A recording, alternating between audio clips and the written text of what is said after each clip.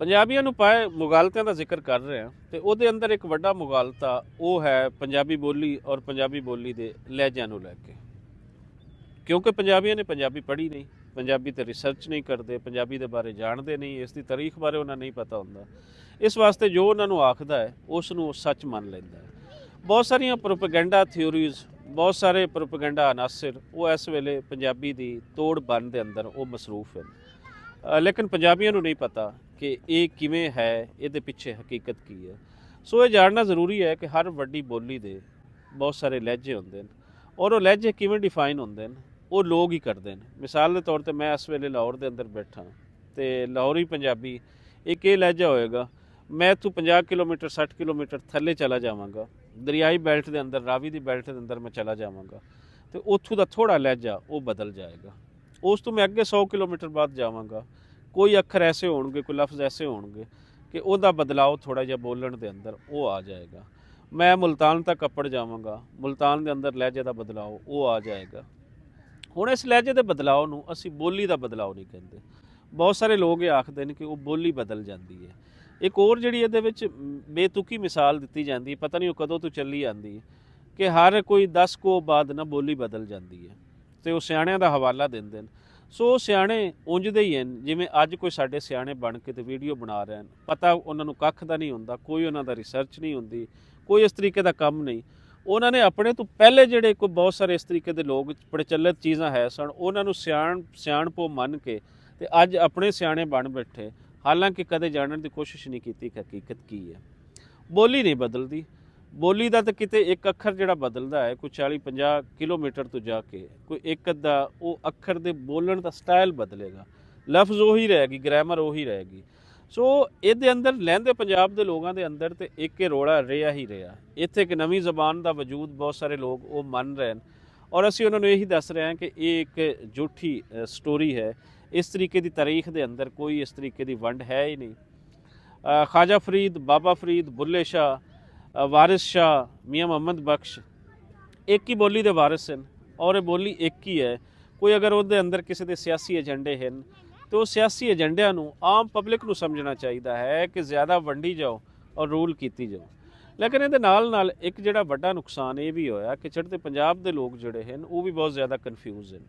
ਮਿਸਾਲ ਦੇ ਤੌਰ ਤੇ ਮੈਂ ਅਗਰ ਕੋਈ ਪੰਜਾਬੀ ਤਾਰੀਖ ਤੇ ਗੱਲ ਕਰਾਂਗਾ, ਕੋਈ ਪੰਜਾਬੀ ਐਕਟੀਵਿਟੀਜ਼ ਮੇਰੀ ਹੋਏਗੀ ਤੇ ਉਸ ਨੂੰ ਬਹੁਤ ਘੱਟ ਲੋਕ ਵੇਖਣਗੇ, ਮੇਰੀ ਵੀਡੀਓ ਬਹੁਤ ਘੱਟ ਲੋਕ ਵੇਖਣ ਜਾਣਗੇ। ਚੜ੍ਹਦੇ ਪੰਜਾਬ ਦੇ ਖਾਸ ਕਰ ਸਿੱਖ ਔਰ ਹਿੰਦੂ ਕਮਿਊਨਿਟੀ ਜਿਹੜੇ ਪਾਰਟੀਸ਼ਨ ਤੋਂ ਬਾਅਦ ਉੱਥੇ ਚਲੇ ਗਏ ਜਾਂ ਬਾਕੀ ਕੰਟਰੀਜ਼ ਦੇ ਅੰਦਰ ਚਲੇ ਗਏ। ਹੁਣ ਮੈਨੂੰ ਉਹਨਾਂ ਤੋਂ ਇੱਕ ਗਿਲਾ ਵੀ ਹੈ ਕਿ ਉਹ ਵੀ ਨਹੀਂ ਜਾਣਦੇ ਇਸ ਚੀਜ਼ ਨੂੰ।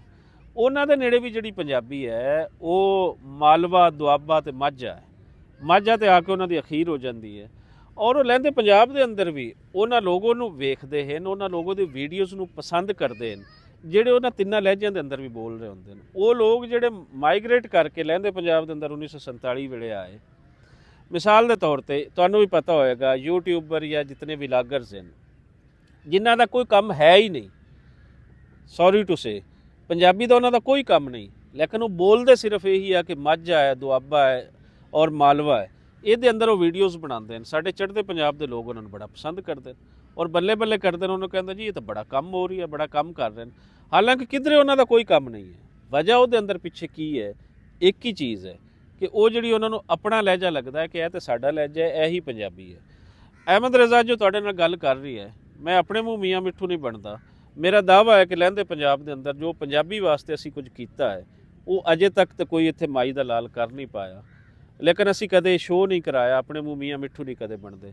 ਲੇਕਿਨ ਸਾਨੂੰ ਲੋਕ ਪਸੰਦ ਨਹੀਂ ਕਰਦੇ, ਨਹੀਂ ਜਾਣਦੇ। ਵਜ੍ਹਾ ਕੀ ਹੈ ਕਿ ਮੇਰਾ ਲਹਿਜਾ ਬਾਹਰ ਦਾ ਹੈ ਔਰ ਬਾਹਰ ਦਾ ਲਹਿਜਾ ਕਿਸੇ ਹੋਰ ਬੋਲੀ ਦਾ ਨਹੀਂ ਹੈ, ਇਹ ਪੰਜਾਬੀ ਦਾ ਹੀ ਹੈ। ਸੋ ਇਹ ਲੋਕ ਸਾਨੂੰ ਇਹ ਸਮਝਣ ਦੀ ਲੋੜ ਹੈ। ਉਹ ਬੰਦਾ ਜਿਹੜਾ ਅੰਮ੍ਰਿਤਸਰ ਬੈਠਾ ਹੈ, ਜਿਹੜਾ ਲੁਧਿਆਣੇ ਬੈਠਾ ਹੈ, ਜਿਹੜਾ ਹੁਸ਼ਿਆਰਪੁਰ ਬੈਠਾ ਹੈ ਜਾਂ ਜਿੱਥੇ ਵੀ ਚੜ੍ਹਦੇ ਪੰਜਾਬ ਦੇ ਅੰਦਰ ਬੈਠਾ ਹੈ ਕਿ ਬੋਲੀ ਸਾਡੀ ਇਹ ਪੰਜਾਬੀ ਹੀ ਹੈ। ਹੁਣ ਉਹਦੇ ਅੰਦਰ ਇਹ ਬਹੁਤ ਸਾਰੇ ਲੋਕ ਜਿਹੜੇ ਚੜ੍ਹਦੇ ਪੰਜਾਬ ਦੇ ਹਨ, ਬਾਕੀ ਥਾਵਾਂ ਤੇ ਬੈਠੇ ਹਨ, ਜਿਵੇਂ ਲਹਿੰਦੇ ਪੰਜਾਬ ਦੇ ਲੋਕ ਕਨਫਿਊਜ਼ ਹਨ, ਉਹ ਵੀ ਕਨਫਿਊਜ਼ ਹੋ ਕੇ ਤੇ ਇੱਕ ਜਿਹੜੀ ਵੱਡੀ ਬੋਲੀ ਦੀ ਸੋਚ ਹੈ ਉਸ ਨੂੰ ਵੰਡ ਰਹੇ ਹਨ, ਉਸ ਨੂੰ ਤੋੜ ਰਹੇ ਹਨ। ਮਿਸਾਲ ਦੇ ਤੌਰ ਤੇ ਉਸ ਸਾਈਡ ਦਾ ਕੋਈ ਵੀ ਬੰਦਾ ਹੋਏਗਾ ਉਹ ਮੈਨੂੰ ਪੰਜਾਬੀ ਪਹਿਲੇ ਨੰਬਰ ਤੇ ਨਹੀਂ ਮੰਨੇਗਾ। ਜਿਹੜਾ ਥੋੜਾ ਬਹੁਤ ਕੁਝ ਜਾਣਦਾ ਹੈ ਉਹੀ ਮੈਨੂੰ ਪੰਜਾਬੀ ਮੰਨੇਗਾ। ਔਰ ਮੈਂ ਚूँकि ਬਹਾਵਲ ਨਗਰ ਦੇ ਅੰਦਰ ਬੈਠਾ, ਬਹਾਵਲ ਨਗਰ ਦਾ ਬੰਦਾ, ਪਾਕਪਤਨ ਦਾ ਬੰਦਾ, ਪਾਕਪਤਨ ਤੋਂ ਅੱਗੇ ਸਾਹੀਵਾਲ ਔਰ ਸਾਹੀਵਾਲ ਦੇ ਅੱਗੇ ਦਰਿਆਵਾਂ ਦੇ ਏਰੀਆਜ਼ ਦੇ ਜਿਹੜੇ ਫੈਸਲਾਬਾਦ ਦੇ ਹਨ, ਜਾਂ ਉਸ ਤੋਂ ਅੱਗੇ ਅਸੀਂ ਸਰਗੋਧੇ ਤੱਕ ਚਲੇ ਜਾਂਦੇ ਹਾਂ, ਮੰਡੀ ਬਹਾਵਤੀ ਤੱਕ ਚਲੇ ਜਾਂਦੇ ਹਾਂ, ਜੰਗ ਹੈ, ਚਨਿਓਟ ਹੈ, ਇਹ ਸਾਰਾ ਗੜ੍ਹ ਹੈ ਪੰਜਾਬ ਪੰਜਾਬੀ ਦਾ। ਅਗਰ ਅਸੀਂ ਕਹੀਏ ਕਿ ਸਾਡੇ ਸੂਫੀ ਸ਼ਾਇਰਾਂ ਨੇ ਔਰ ਗੁਰੂ ਸਾਹਿਬਾਨ ਨੇ, ਈਵਨ ਕਿ ਬਾਬਾ ਗੁਰੂ ਨਾਨਕ ਨੇ ਜਿਸ ਲਹਿਜੇ ਦੇ ਅੰਦਰ ਆਪਣਾ ਲਿਖਿਆ ਸੀ, ਆਪਣੀ ਸ਼ਾਇਰੀ ਕੀਤੀ ਸੀ, ਉਹ ਇਹੀ ਬਾਹਰ ਦਾ ਲਹਿਜਾ ਹੈ ਜੋ ਮੇਰਾ ਲਹਿਜਾ ਹੈ। ਕਿਉਂਕਿ ਮੇਰਾ ਘਰ ਬਾਬਾ ਫਰੀਦ ਦੇ ਜਿਹੜਾ ਉਹਨਾਂ ਦੀ ਕਬਰ ਮੁਬਾਰਕ ਹੈ ਉਸ ਤੋਂ 20 ਕਿਲੋਮੀਟਰ ਦੂਰ ਹੈ, ਔਰ ਬਾਬਾ ਫਰੀਦ ਨੇ ਜਿਹੜਾ ਉਹ ਰਹਿਣ ਵਾਲੇ ਮੁਲਤਾਨ ਦੇ ਨਾਲ ਦੇ, ਔਰ ਉਹਨਾਂ ਨੇ ਜਿਹੜਾ ਆ ਕੇ ਪੈਟਰਨ ਸੈੱਟ ਕੀਤਾ ਸੀ, ਜਿਹੜੀ ਇੱਕ ਰਵਾਇਤ, ਇੱਕ ਟ੍ਰੈਡੀਸ਼ਨ ਬੋਲੀ ਦੀ ਸੈੱਟ ਕੀਤੀ ਸੀ। ਸਾਰੀ ਬੋਲੀ ਪਿਛਲੇ ਕੋਈ 900 ਸਾਲ ਤੋਂ 800 ਸਾਲ ਤੋਂ ਉਹਦੇ ਅੰਦਰ ਹੀ ਰਹੀ ਹੈ, ਉਹ ਹੈ ਨਹੀਂ, ਲੇਕਿਨ ਲੋਕਾਂ ਨੂੰ ਨਹੀਂ ਪਤਾ, ਲੋਕ ਇਸ ਖੇਡ ਨੂੰ ਸਮਝ ਨਹੀਂ ਰਹੇ। ਔਰ ਇੱਕ ਹੋਰ ਬੋਲੀ ਜਿਹੜੀ ਪਹਿਲੇ ਜਿਸ ਦਾ ਨਾਮ ਮੁਲਤਾਨੀ ਲਹਿੰਦੀ ਪੰਜਾਬੀ ਜਿਸ ਨੂੰ ਕਿਹਾ ਜਾਂਦਾ ਸੀ, ਉਹਨੂੰ ਨਵਾਂ ਨਾਮ ਦੇਣ ਦੇ ਵਿੱਚ ਚੜ੍ਹਦੇ ਪੰਜਾਬ ਦੇ ਲੋਕ ਜਿਹੜੇ ਹਨ ਔਰ ਅੱਗੇ ਸਾਰੀਆਂ ਥਾਵਾਂ ਤੇ ਬੈਠੇ ਹਨ, ਉਹ ਵੀ ਆਪਣਾ ਬਹੁਤ ਬੁਰਾ ਕਿਰਦਾਰ ਅਦਾ ਕਰ ਰਹੇ ਹਨ। ਸੋ ਸਾਨੂੰ ਸਮਝਣ ਦੀ ਇਹ ਲੋੜ ਹੈ ਕਿ ਇੱਕ ਬੋਲੀ ਹੈ, ਜਿਵੇਂ ਚੜ੍ਹਦੇ ਪੰਜਾਬ ਦੇ ਅੰਦਰ ਉਹਦੇ 3 ਵੱਡੇ ਲਹਿਜੇ ਹਨ, ਲਹਿੰਦੇ ਪੰਜਾਬ ਦੇ ਅੰਦਰ ਵੀ ਹੁੰਦੇ 3-4 ਵੱਡੇ ਲਹਿਜੇ ਹਨ, ਜਿਹਦੇ ਵਿੱਚ ਅਗਰ ਅਸੀਂ ਕਹੀਏ ਤੇ ਜਿੱਥੇ ਅਸੀਂ ਲਾਹੌਰ ਦੇ ਅੰਦਰ ਮੈਂ ਬੈਠਾ, ਲਾਹੌਰ ਦੇ ਆਸੇ-ਪਾਸੇ ਦੀ ਇੱਥੇ ਮਾਝਾ ਬੈਲਟ ਹੈ, ਮਾਝੇ ਤੋਂ ਅੱਗੇ ਜਾਈਏ ਤੇ ਜਿਹੜਾ ਇੱਕ ਵੱਡਾ ਲਹਿੰਦੇ ਪੰਜਾਬ ਦੇ ਅੰਦਰ ਇੱਕ ਏਰੀਆ ਆਉਂਦਾ ਹੈ, ਉਹ ਜਟਕੀ ਪੰਜਾਬੀ ਦਾ ਹੈ, ਜਿਹਨੂੰ ਕੋਈ ਹੋਰ ਨਾਮ ਵੀ ਦਿੱਤੇ ਗਏ, ਕਿਸੇ ਨੇ ਜੰਗੋਚੀ ਵੀ ਕਿਹਾ, ਕਿਸੇ ਨੇ ਬਾਹਰ ਦਾ ਲਹਿਜਾ ਵੀ ਕਿਹਾ, ਜਿਹੜਾ ਸਭ ਤੋਂ ਵੱਡਾ ਲਹਿਜਾ। ਔਰ ਉਸ ਤੋਂ ਅੱਗੇ ਮੁਲਤਾਨ ਦੇ ਆਸੇ-ਪਾਸੇ ਦੇ ਏਰੀਆਜ਼ ਦੇ, ਬਹਾਵਲਪੁਰ ਦੇ ਆਸੇ-ਪਾਸੇ ਦੇ ਏਰੀਆਜ਼ ਨੇ, ਜਿਹਨੂੰ ਅਸੀਂ ਰਿਆਸਤੀ ਪੰਜਾਬੀ ਕਹਿੰਦੇ ਹਾਂ, ਮੁਲਤਾਨੀ ਪੰਜਾਬੀ ਕਹਿੰਦੇ ਹਾਂ, ਲਹਿੰਦੀ ਪੰਜਾਬੀ ਕਹਿੰਦੇ ਹਾਂ, ਇਸ ਦੇ ਬਾਰੇ ਜਾਣਨਾ ਚਾਹੀਦਾ ਹੈ। ਫਿਰ ਰਾਵਲਪਿੰਡੀ ਔਰ ਜੇਹਲਮ ਤੋਂ ਅਗਲੇ ਜਿਹੜੇ ਏਰੀਆਜ਼ ਹਨ, ਇਹਦੇ ਬਾਰੇ ਜਾਣਨਾ ਚਾਹੀਦਾ ਹੈ ਕਿ ਇਹ ਜਿਹੜੀ ਪਠਵਾਰੀ ਲਹਿਜਾ ਹੈ, ਇਹ ਪਠਵਾਰੀ ਲਹਿਜਾ ਪੰਜਾਬੀ ਦਾ ਲਹਿਜਾ ਹੈ। ਸੋ ਇਹ ਸਾਰੇ ਇੱਕ ਲਹਿਜਾ ਹੈ, ਇੱਕ ਗੁਲਦਸਤਾ ਹੈ। ਇਹ ਇੰਝ ਹੀ ਹੈ ਜਿਵੇਂ ਅਸੀਂ ਗੁਲਦਸਤਾ ਬਣਾਉਂਦੇ ਹਾਂ, ਅਤੇ ਉਹਦੇ ਅੰਦਰ ਜਿੱਥੇ ਇੱਕ ਫੁੱਲ ਇੱਕ ਰੰਗ ਦਾ ਸੋਹਣਾ ਲੱਗੇਗਾ, ਉੱਥੇ ਦੂਜੇ ਫੁੱਲ ਵੀ ਉਹ ਵੀ ਸੋਹਣਾ ਲੱਗੇਗਾ। ਸੋ ਸਾਨੂੰ ਇਹਨਾਂ ਚੀਜ਼ਾਂ ਦੇ ਬਾਰੇ, ਸਿਰਫ ਆਪਣੇ ਲਹਿਜੇ ਦੇ ਬਾਰੇ ਇਹ ਤਸੱਬ ਨਹੀਂ ਵਰਤਣਾ ਚਾਹੀਦਾ।